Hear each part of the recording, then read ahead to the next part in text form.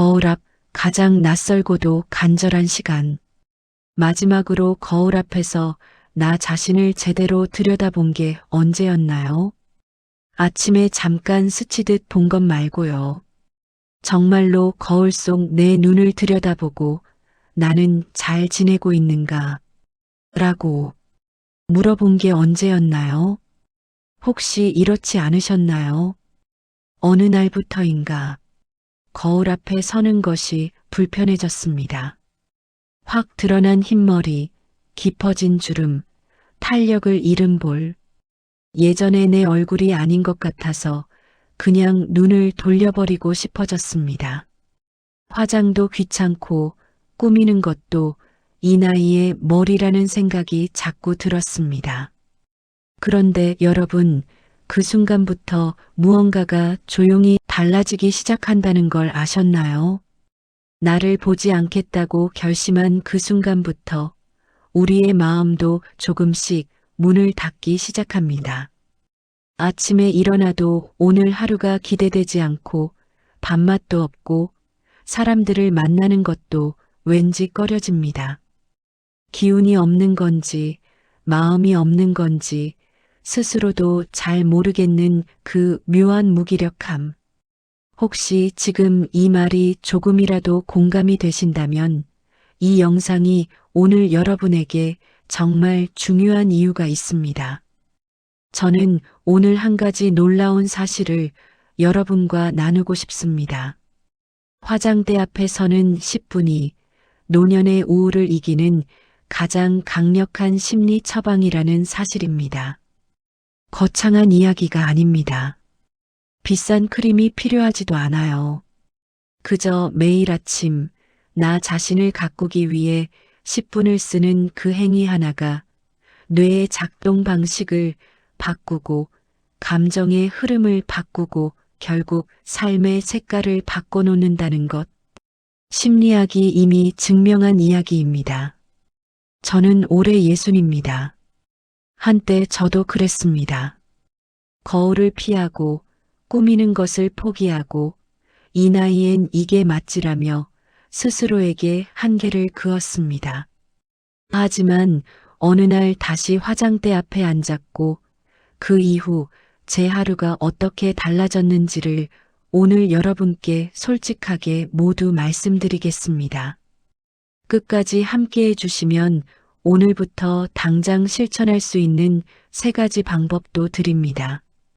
지금 바로 시작해 봅시다. 여러분, 나이가 드는 것에 대해 우리 사회는 참 가혹합니다. 젊음은 가꾸어야 할 것이고 나이 들면 숨겨야 할 것처럼 이야기합니다. TV를 켜면 주름을 없애야 한다고, 흰머리를 감춰야 한다고 끊임없이 말합니다. 어느새 우리는 자기도 모르게 이런 생각을 하게 됩니다. 이미 늙어버린 이 얼굴을 가꾼다는 게 무슨 소용이지.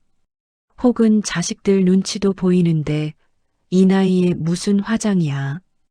이 생각 여러분도 한 번쯤 하셨죠? 그런데 심리학자들은 이 생각이 얼마나 위험한지를 경고합니다.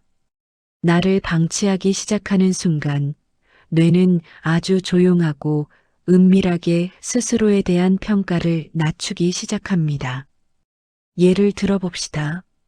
아침에 일어나서 아무것도 하지 않고 하루를 시작하는 사람과 세수를 하고 머리를 빗고 가장 좋아하는 옷을 입고 하루를 시작하는 사람. 이 두 사람의 뇌는 하루 중반쯤 되면 완전히 다른 상태에 놓이게 됩니다. 전자의 뇌는 나는 오늘도 별것 없이 시작했구나라는 신호를 받고 의욕과 집중력이 낮아지고 부정적인 생각이 쉽게 들어올 공간이 생깁니다. 반면 후자의 뇌는 오늘 나는 준비가 되어 있다는 신호를 받고 자기 효능감, 즉 내가 무언가를 해낼 수 있다는 믿음이 높아집니다. 이것은 의지의 문제가 아닙니다. 뇌신경과학의 문제입니다. 우리가 나 자신을 위해 무언가를 할 때 뇌는 보상 회로를 가동합니다. 작은 성취감, 작은 만족감이 쌓입니다. 그리고 이 작은 신호들이 모여 하루의 감정 기조를 만들어냅니다. 반대로 자기 자신을 방치할 때 뇌는 이렇게 해석합니다. 이 사람은 스스로를 중요하게 여기지 않는구나. 그러면 나도 굳이 활기차게 작동할 필요가 없겠다. 우울감은 갑자기 찾아오는 것이 아닙니다. 이런 작은 자기 방치들이 쌓이고 쌓여 어느 날 문득 나는 왜 이렇게 기운이 없을까라는 의문으로 돌아오는 것입니다. 50대, 60대, 70대에 접어들면서 많은 분들이 경험하는 이 무기력함, 그것이 단순히 몸이 늙어서가 아니라는 것, 마음이 스스로를 포기하기 시작했기 때문이라는 것. 오늘 이 사실만 기억하셔도 여러분의 삶은 달라질 수 있습니다. 그렇다면 어떻게 해야 할까요? 여기서 아주 중요한 심리학 이론 하나를 소개해 드리고 싶습니다. 미국의 심리학자 데릴 뱀이 1960년대에 제안한 자기지각 이론입니다. 이 이론의 핵심은 충격적으로 단순합니다. 우리는 보통 이렇게 생각합니다. 마음이 즐거워야 행동이 나온다. 기분이 좋아야 꾸미고 싶어진다. 맞는 말 같죠? 하지만 뱀의 연구는 정반대를 이야기합니다. 사람은 자신의 행동을 보고 나서 그 행동에 맞게 마음의 상태를 해석한다. 다시 말해 행동이 먼저고 감정이 나중이라는 것입니다. 웃고 싶어서 웃는 게 아니라 웃는 행동을 하면 뇌가 내가 지금 즐거운 상태구나라고 판단하고 기분이 좋아진다는 것입니다. 이것은 단순한 이론이 아닙니다. 수십 년간의 심리학 실험들이 반복해서 증명해온 사실입니다. 화장대 앞에 앉아 크림을 바르고 머리를 빗는 행동. 처음에는 귀찮고 의미 없어 보일 수 있습니다. 그런데 그 행동을 관찰한 나의 뇌는 이렇게 생각하기 시작합니다. 저 사람은 자기 자신을 위해 시간을 쓰고 있어. 자기를 소중히 여기고 있어. 그러니 이 사람은 소중한 존재야. 이것이 자기 존중감의 시작입니다. 의지가 생겨서 행동하는 것이 아닙니다. 행동하면 의지가 생기는 것입니다. 동기가 생겨서 시작하는 것이 아닙니다. 시작하면 동기가 생기는 것입니다. 오늘 기분이 별로여도 괜찮습니다. 꾸미고 싶은 마음이 없어도 괜찮습니다. 그냥 화장대 앞에 앉으세요. 크림 하나 바르세요. 빗질 한번 하세요. 그것으로 충분합니다. 그 작은 행동 하나가 뇌에게 나는 나를 소중히 여긴다는 강력한 신호를 보내기 시작하는 것입니다. 이제 오늘 당장 실천할 수 있는 3가지 방법을 말씀드리겠습니다. 첫 번째는 바로 빛깔 요법입니다. 여러분 주변을 한번 둘러보세요. 옷장 속에 검정, 회색, 남색, 베이지만 가득하지 않으신가요? 60대, 70대에 접어들면 많은 분들이 자기도 모르게 무채색의 세계로 들어갑니다. 이제 나이에 맞게 입어야지라는 생각, 튀면 안 되지라는 생각이 조용히 우리의 색을 지워나갑니다. 그런데 색채 심리학 연구들은 일관되게 이야기합니다. 색깔은 감정을 조절하는 가장 즉각적이고 강력한 도구라고요. 특히 분홍색과 밝은 오렌지 계열의 색상은 뇌의 각성 수준을 높이고 에너지를 끌어올리는 효과가 있습니다. 반대로 어두운 무채색은 뇌를 조용하고 수동적인 상태로 유도합니다. 실천법은 이렇습니다. 오늘 당장 화장대 위에 가장 밝은 색의 무언가를 하나 올려두세요. 오래된 립스틱 하나, 밝은 꽃무늬 스카프 하나, 아니면 창가에서 꺾어온 꽃 한 송이도 좋습니다. 매일 아침 그것을 보는 것만으로도 뇌의 활기 스위치가 켜지기 시작합니다. 그리고 한 가지 더. 이번 주 하루만이라도 색이 있는 옷을 입고 외출해 보세요.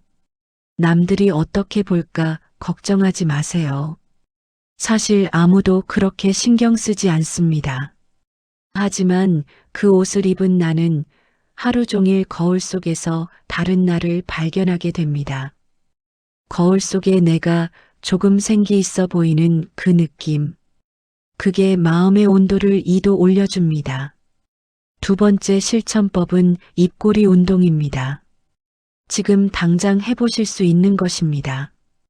심리학에는 표정 피드백 가설이라는 개념이 있습니다. 1988년 심리학자 프리츠 스트렉의 유명한 연구가 있습니다.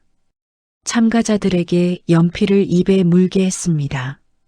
한 그룹은 이로 연필을 물어 입꼬리가 올라가도록 하고 다른 그룹은 입술로만 연필을 물어 입꼬리가 내려가도록 했습니다.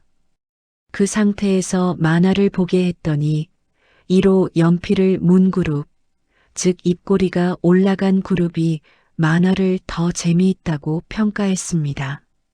표정이 감정을 만드는 것입니다. 기분이 좋아서 웃는 것이 아니라 웃는 근육의 움직임이 뇌에 나는 지금 즐거운 상태라고 신호를 보내는 것입니다. 아침에 세안을 마치고 거울을 보는 순간 이것을 해보세요. 개구리 뒷다리라고 소리를 내며 양쪽 입꼬리를 힘껏 올리고 5초간 멈춥니다. 처음엔 어색합니다. 우습기도 합니다. 그게 맞습니다. 우습다는 느낌 자체가 뇌를 가볍게 만들기 때문입니다. 처음에는 억지 미소입니다. 하지만 이것을 매일 반복하면 이 억지 미소가 진짜 미소의 근육 기억을 만들어갑니다. 나중에는 억지로 하지 않아도 거울을 보면 자연스럽게 입꼬리가 올라가는 자신을 발견하게 됩니다. 억지로 웃어도 괜찮습니다. 가짜 미소로 시작해도 괜찮습니다.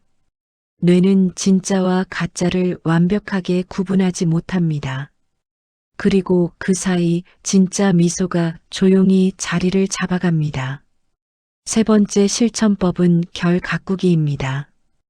이건 단순히 피부 관리가 아닙니다. 마음을 다독이는 의식입니다. 잠들기 전 가장 향기 좋은 핸드크림이나 페이스크림을 꺼내세요. 가능하면 여러분이 좋아하는 향기의 것으로요. 서두르지 말고 천천히 손등부터 시작해서 손가락 하나하나를 매만지세요. 그리고 얼굴에도 마찬가지입니다. 이마에서 볼로 턱까지 천천히 펴바르면서 이렇게 말해보세요. 그동안 참 수고했다. 참 잘 살아왔다. 이게 무슨 효과가 있겠냐고 생각하시나요? 촉각은 우리 감각 중에서 감정과 가장 직접적으로 연결된 감각입니다. 피부는 두 번째 뇌라고 불릴 정도로 신경 수용체가 풍부합니다. 자신의 피부를 부드럽게 어루만지는 행위는 불안을 낮추는 신경 전달 물질인 옥시토신의 분비를 촉진합니다. 이것은 아기를 안아줄 때 분비되는 것과 동일한 물질입니다. 나 자신을 어루만지는 것이 나 자신에게 따뜻한 위로를 건네는 것과 같은 생리적 효과를 만드는 것입니다. 거칠어진 손, 늘어진 얼굴이 싫어서 피하지 마세요. 오히려 그것을 손으로 느끼며 이 손이 수십 년간 가족을 먹이고 집을 건사하고 아이들을 키웠구나. 이 얼굴이 수십 년의 시간을 담고 있구나라고 생각해 보세요. 나를 가꾸는 것은 나를 고치려는 것이 아닙니다. 나를 인정하고 위로하고 대접하는 행위입니다. 이쯤에서 우리 역사에서 가장 존경받는 학자 한 분의 이야기를 하고 싶습니다. 바로 다산 정약용 선생입니다.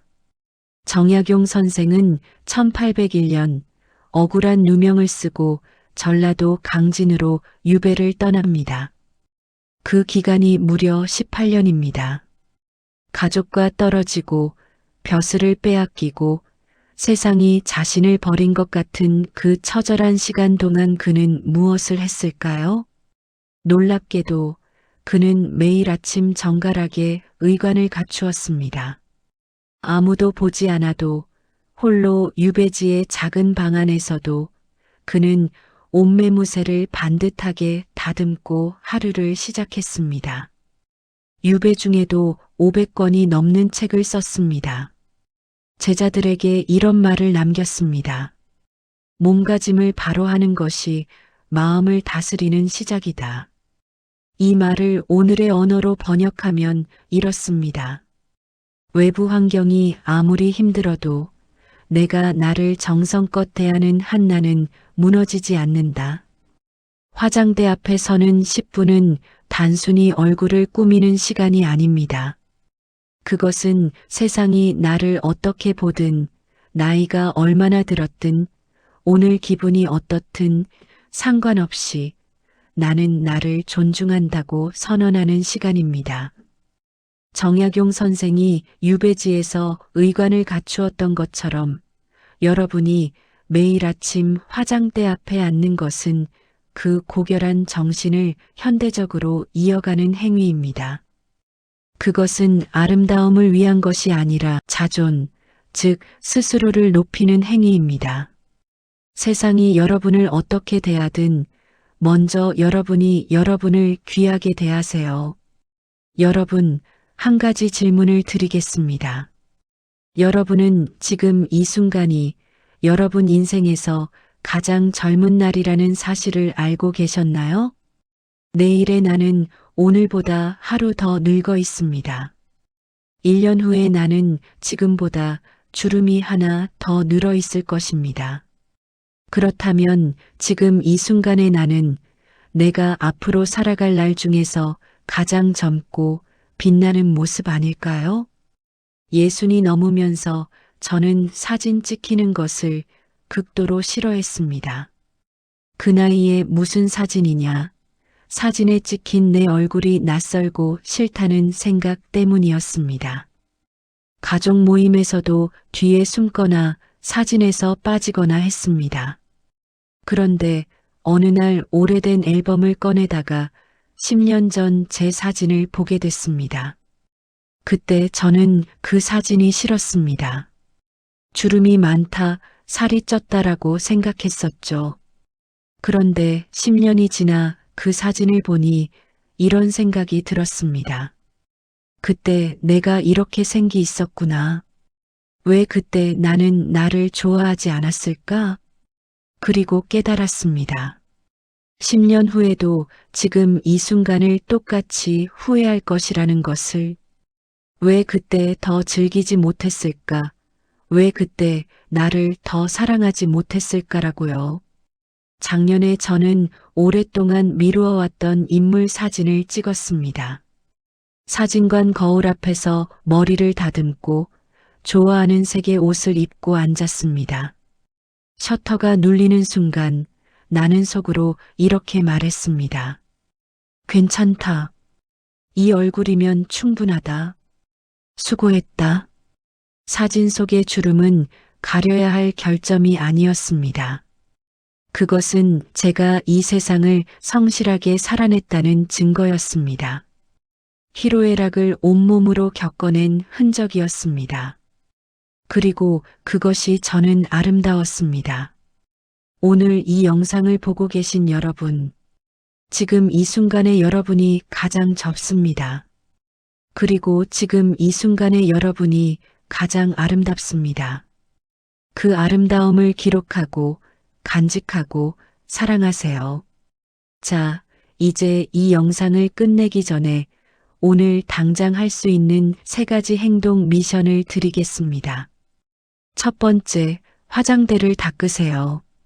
화장대 위에 먼지가 쌓였다면 지금 바로 닦으세요. 물건들을 정돈하세요. 나를 대접하는 공간을 가장 깨끗하게 만드는 것, 그것이 자존감 회복의 첫 번째 물리적 신호입니다. 공간이 정돈되면 마음도 정돈됩니다. 두 번째, 거울을 보고 3초간 웃으세요. 거울 앞에 서서 눈을 마주치고 3초간 미소를 지어보세요. 억지로도 좋습니다. 나 잘하고 있어. 오늘도 힘내자라고 속으로 말해도 좋습니다. 여러분의 뇌는 지금 그 신호가 필요합니다. 세 번째, 오늘의 나를 찍으세요. 스마트폰을 꺼내세요. 오늘의 나를 찍으세요. 예쁘게 나오려고 하지 않아도 됩니다. 그냥 지금의 나를 기록하세요. 오늘이 여러분 인생에서 가장 젊은 날이기 때문입니다. 마지막으로 이 말을 여러분께 드리고 싶습니다. 사람은 스스로를 대하는 방식만큼만 살아갑니다. 내가 나를 귀하게 여기면 세상도 나를 귀하게 대하기 시작합니다. 내가 나를 포기하면 세상도 천천히 나를 잊어갑니다. 여러분은 지금까지 참 많은 것을 견뎌왔습니다. 가족을 위해, 자식을 위해, 때로는 나 자신보다 남을 먼저 챙기며 수십 년을 살아왔습니다. 이제 그 헌신의 일부를 나 자신에게 돌려줄 시간입니다. 지금 이 순간부터 하루 10분만 나를 위해 쓰세요.